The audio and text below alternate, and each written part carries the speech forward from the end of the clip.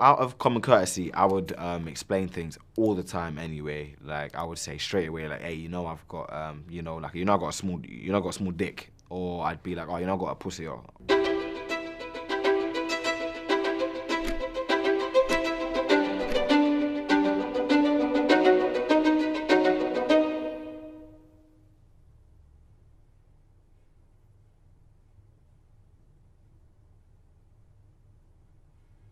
When you were born, did your parents know that you were intersex? it's kind of hard to tell if you're intersex normally at birth, unless you have like your ambiguous genitalia is so ambiguous that you obviously notice that that the person's a hermaphrodite slash intersex. Yeah. When I was born, I had a large clitoris, but there was no actual immediate concern or anything like that. So I had a vagina and a big clitoris, but yeah. You were raised then as a girl. Yeah, I was raised as a girl. When did you notice there was a difference between you and the other girls? I thought I looked like a girl, but according to the whole of my school and everybody that's known me in the last 25 years, I look like a boy. There was nothing about me that screamed girl, other than the fact that I had a vagina hole. I had never like hung out with any of the girls. I'd never like interacted with them. I'd never related to them. I always had a very raspy voice. I had no chest. I was like, I was in football teams. I was in basketball teams. I was doing the best in all of my sports. Did that feel weird being different from the other girls? Yeah, it was just a constant comments. I knew when PE or something was going to come up, something where it involved like sport activities or anything to do with gym class. I knew that, the girls were going to start, I wasn't allowed to get changed with them in their changing room or anything. Because even though, like, I say clitoris, I say that loosely. My clitoris is basically like a very small dick. I can swear? Yeah. Yeah. So it's just like a very small dick. It still has erections. It's very veiny, and yeah, I love it. So yeah, but obviously that was the conflict of interest all the time. It was the where to get changed, who to get changed with, who to get changed next to, like who. It was this constant like a battle, like a double-edged sword, 24/7. People's parents were coming up to me asking me, like, they were in shock. They were just like, "There's no way you're a girl. You're a boy." I got asked to lift up my shirt a lot, and obviously I had a very masculine chest. People didn't believe me. These are grown adults that would do this as well. And because of the way I am, I didn't see it as offensive. I just saw them as dumb. Because if I've told you that I'm one thing and you're telling me that I'm not another thing, and you're like 30, 35, like that makes you look stupid. No offense. I think you're allowed to offend them. But did that not feel embarrassing? Sometimes I would feel like, maybe they're right. Like, am I a girl? Like, maybe this whole girl thing ain't for me. And I think there'd be like once or twice where I'd maybe be like angry that they're asking these questions, because there were some tough times, like in every single lesson, at school. Constant questions. I couldn't ever focus on my lessons. I think I failed a few of my GCSEs just because of all the question asking alone. I was having really, really, really bad abdominal pains, and I thought it might have been stones. I don't know what it could have been anything. So I went up to Lewisham Hospital and I got my ultrasound done. Well, I had to wait for my ultrasound. I had to go to my GP. Then I had to finally got my ultrasound, and then yeah, when they did the ultrasound, they saw the testicles, which were placed like either side where you'd think like the ovaries would be, I guess. Just to break it down, so you had inverted testicles in Yeah. the body. Yeah. Did you also have ovaries Yeah, and ovaries as well. in the body as well? Yeah. So at this point, you have everything. I had everything. I had the male and the female of everything. That moment when you get the scan, how did you feel? Like everything made sense.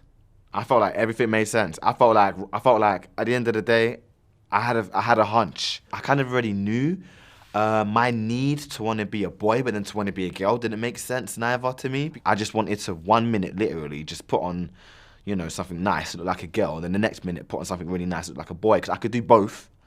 Trust me, I was a beautiful girl. But obviously, like, I don't know. I just feel like I got so much respect being a man than I did being a girl. So I just thought to myself, well, I might as well be a man then. So a lot of my decision was swayed, which is sad to say, on other people's opinions, but it was also something that I knew that I wanted, because I knew that if I would have stayed as a woman, I would have always thought, oh, what would life have been like as a man? If I stayed as a man, which I am now, I often sometimes, just sometimes think, oh, what would life have been like as a woman? You have a discussion with your parents then about how did your parents feel? You know, my mum and dad, especially my mum, okay, dad, you too as well. I know you've tried your hardest to be able to get your head into terms with how you know, we're gonna live as a family. You know, what about if I change my mind? But my mum has always been there. You know, she came with me to all my appointments, my endocrinology appointments. She came with me to all the therapy appointments. They were far, and she came with me to them. And you know, like we kind of celebrated it after each time. You know, this was kind of like her version of like her son going through puberty and knowing that this is actually natural and this is normal, this is something we couldn't have helped, and you know, she's been so supportive. So yeah, I'm just really grateful about that. You know, my brother and sister, they don't know nothing. When they do find out, it will be from this video, because obviously I've told them time and time again, but I don't think I've explained it to them in the way that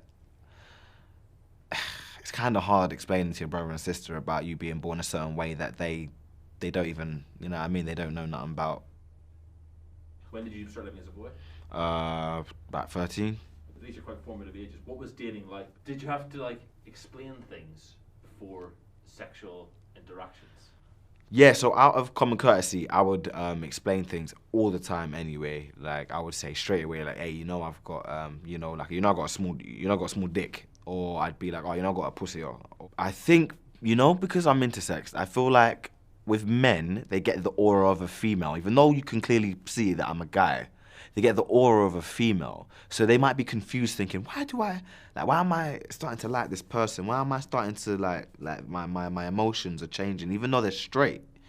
And the same things happened with women as well. They're like, oh, so like, why am I like? This is when I used to just identify as just whatever. It was like one of them kind of things where, and I realized that was because I don't think that they'd actually quite understood to full capacity that I'm a boy and a girl. So if a guy was to kind of fall in love with me, then I suppose he'd be straight. And if a girl fell in love with me, then I suppose she'd be straight or bi or something. I don't know. I don't really research this stuff. Is sex different with different genders? Definitely. Sex is definitely different with different genders. So with men, it would be more of a less passionate. It would be we're gonna have sex, bye, gone. I'll be at the door. And then with women, it was more romantic. You know, I'd be the guy. You know what I'm saying? I'm putting it down. It would be. I think I prefer sex with women, but the feeling with men when I had a vagina hole was nice. Like, I'm not gonna lie, it was really nice. But like, women give you something that men just don't give, I don't think. So then when you were 15, you wanted to live as a man. So what has to happen now? So I got sussed on. So it winds out your face more. I went from a size 7 to a size 10.5. And of course, obviously, it gives you more boners. You get a boner like every single morning, like a regular guy would anyway. You get very hairy, like everywhere, until then your face then becomes like really hairy. I loved it. Love it, love it, love it, love it, love it. I was just every sec like, it was the best times of my life, actually. I'm not even gonna lie. The best times of my life. I looked amazing. And I was going to the gym every day. I was really using the testosterone to build what I think should have been built. Like, do you know what I mean? Like, maybe a little while ago. Do you get what I'm saying? So it was a thing where I was just using the testosterone to the best of my advantage. You know, I had more stamina. I was horny every day. So it was just beautiful to actually feel those feelings. It was really nice. So can you tell us what surgery entails when you're intersex? So phalloplasty and metoidioplasty. So we're going to start with metoidioplasty. Metoidioplasty is basically when they release the clitoris. So instead of the clitoris being held down by the ligaments, they cut the ligaments and they release the clitoris, which then gives you kind of like kind of like what I've got right now, like the baby penis thing going on. And then they close up the vagina. What they do after that is they create the urethral lengthening, so they make the urethra be able to come through the very tiny hole in the small penis. So the second surgery is phalloplasty. So with phalloplasty, it's a way more invasive surgery, which takes way more of your time, your life, your energy, your mental health. But basically, they chop off the skin on the forearm. They take an artery as well from the forearm, and they take some fat and all of that. So obviously, the penis can have a bit of chunking. I've got metoidioplasty and phalloplasty. I wanted 2 dicks, first of all. Let's get that straight. Secondly, I wanted to make sure I could penetrate with both of them as well at the same time. Because what guy wouldn't want to have 2 dicks? What a sentence. You're not wrong. Yeah. I feel you say that. Were you happy with that you'd done it? I'm happy that I did it now. And I'm also looking forward to getting the rest done. Once I get my erectile device in, I'm going to get the one where you can squeeze the balls and the dick goes up like a natural erection. I can't wait. Squeezing the balls makes me feel a bit sick, to be honest. The thought about it. Yeah, but that's the only way that getting hard. If there's one thing that people can take away from this video about being intersex, what do you want it to be? I feel like an alien 24/7. Like, even right now, sitting here, I feel like an alien because I'm talking about something which I didn't ask for. Do you get what I'm saying? I would have loved to have either been a natural-born, beautiful woman with, you know, a husband and a few kids that drive me crazy and a big house and all that kind of stuff. Or I would have preferred to have just been a regular male with, you know, a normal working penis, a wife and a few kids that also drive me crazy. But that is what I would have wanted. I wouldn't have wanted so much confusion because the confusion is immense. What more can we do to make it easier for someone growing up intersex? I think, to be extremely honest, it's just not mentioning it a lot of the time, but that's never gonna happen. People are never gonna not mention. But when someone finds out you're intersexed, they ain't ever shutting up about it. Or they're gonna tell their friend. Of course, they're gonna tell their friend because it's something that's different. And when something's different, obviously, you know, that people want everyone to know. Like, do you know what I'm saying? Like, oh, hi, here's my intersexed friend Rajante. And then the next thing you know, the whole house party or rave or like big event that I'm at, everyone knows. Yeah, just don't make a big deal because intersex basically, like, people always think of genitalia straight away. That, well, first of all, they're confused, and then when you explain to them what it all means, then they go straight to this whole genitalia thing. Yeah, I'm not gonna ask to see your penis or your vagina unless I want to have sex with you.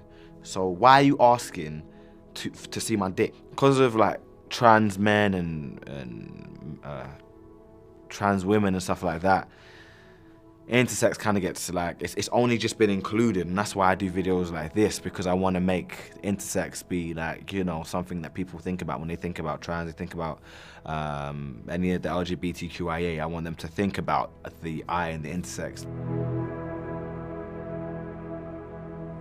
I was sat in my parents' living room, and it was like, I don't know, midnight, 1 o'clock in the morning, that I actually flicked the website back on. And in the first half an hour of the website being live, we sold £30,000 in product. So to go from 300 quid a day to £30,000 in half an hour, everything had sold out. It was absolutely mind blowing.